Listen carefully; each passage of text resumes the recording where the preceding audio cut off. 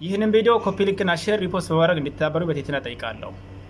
በማዕከላዊ ኢትዮጵያ በሀዲያ ዞን በአነሌ ወረዳ አራዶ ቀበሌ ላይ ማታ ጽንፈኛ ፕሮቴስታንቶች መስጂድን ሊያቃጥሉ የቻሉት በምን ምክንያት ነው? ይህንን ኢንሻአላህ ባጭሩ ለማስከፈት ይሞክራለሁ። ኮፒ ሊንክ እና ሼር በማድረግ እንድትተባበሩ በትህትና ጠይቃለሁ ማለት ነው። መስጂድን ሊያቃጥሉ የቻሉበት ምክንያት ምንድን ነው? ከዚህ በፊት እንደምታውቀው በመስጂዱ አጠገብ ላይ ቸርች በመስራት መስጂድን እናስፈርሳለን የሚለውን ዓላማ ይዞ ቸርች መስራት ጀምሮ ነበሩ ማለት ነው። ሙስሊሙማ ህገ መንግስትን በጣሰ መልኩ እዚህ ጋር ቸርች መሰራት የለበትም ህገ መንግስት ይከበር በሚለው ፍትህን እየጠየቀ ነበር።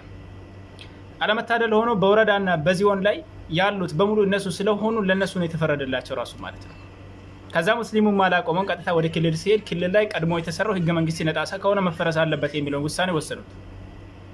ቀድሞ የተሰራው ይቀመጥ፣ ከኋላ የመጣው ህገ መንግስቱን ያፈረሰበት ህገ መንግስቱን የጣሰ ስለሆነ ይፍረስ የሚለውን ይነሳ የሚለውን ውሳኔ ወሰኑ ማለት ነው። ይህንን ተከትሎ ያን ውሳኔ ያገኙበት ቀን በዚህ መስጂድ ዙሪያ ላይ የሚንቀሳቀሱ ወንድሞቻችንን ጠየቅ 1 ዓመት ከ2 ወር 7 ወንድሞች እንድታሰሩ ተደረጉ።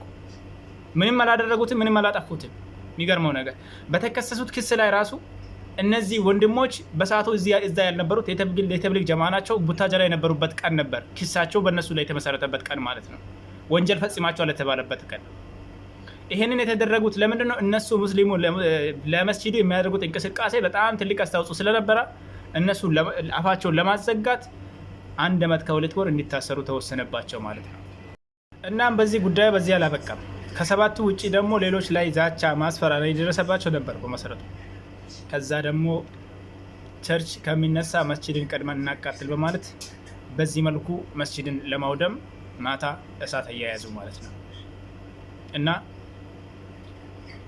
ፕሮቴስታንቶች በተለይም ጽንፈኛ የሆኑት በሀዲያ ዞን ላይ እየፈጸሙ ያሉት በሙስሊሞች ላይ እየፈጸሙ ያሉት በደል መንግስት ሊያስቆም ይገባል። ሀይ ባይ ሊኖር ይገባል። ሙስሊሙ ኡማም በዚህ ዙሪያ ላይ በዚህ ነገር ላይ በተለይም በሚዲያም ሆነ በተለያዩ ነገራቶች ይህንን መፍትሄ ማፍጣት የሚችሉት ችላ ልትሉት አይገባም። መስጂድን አቃጠሉት፣ ሙስሊሙ ኡማ ደግሞ እንደዚህ እያለቀሰ ነበር።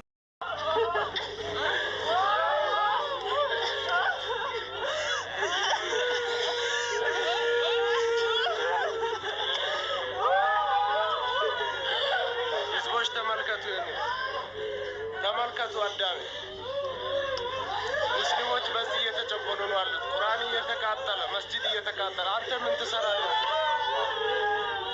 ህዝብ እያለቀሰ መስጂድ ተቃጥሏል፣ ሙስሊም ተቃጥሏል፣ ነፍስ ነው ተቃጠለው። እናም ይህ ለቅሶ ከመምጣቱ በፊት ብዙ ለፍተናል፣ ብዙ አልቅሰናል፣ ብዙ ጮኸናል። ማንም በሚዲያም ሆነ በሚችለው መልኩ አላገዘን። ይሄው መስጂድ ወደማ፣ ቁርአን ተቃጠለ፣ ደረሶች ተበተኑ። የሚቀሩት ሴቶችና ወንዶች ወንድሞቻችን በዚህ መልኩ እያለቀሱ ይገኛሉ ማለት ነው። የኛ ድርሻ ምንድን ነው? መስጂድ ሲቃጠል ደስተኛ ሆነን መኖር ወይም ደግሞ ሳንወድ በግድ መቀበል፣ አሊያም ደግሞ የተበደለ ይበደል እኔ ብቻ ሰላም ከሆንኩ ማለት ነው ወይስ ምንድን ነው? የሚዲያ ዝምታ፣ የመጅሊሱ ዝምታና በዚህ ዙሪያ ላይ መፍትሄ ሊያመጡ የሚችሉት ሰዎች ዝምታ እስከ መቼ ነው? ሼር ኮፒ ሊንክ እንድታደርጉልኝ በትህትና እጠይቃለሁ።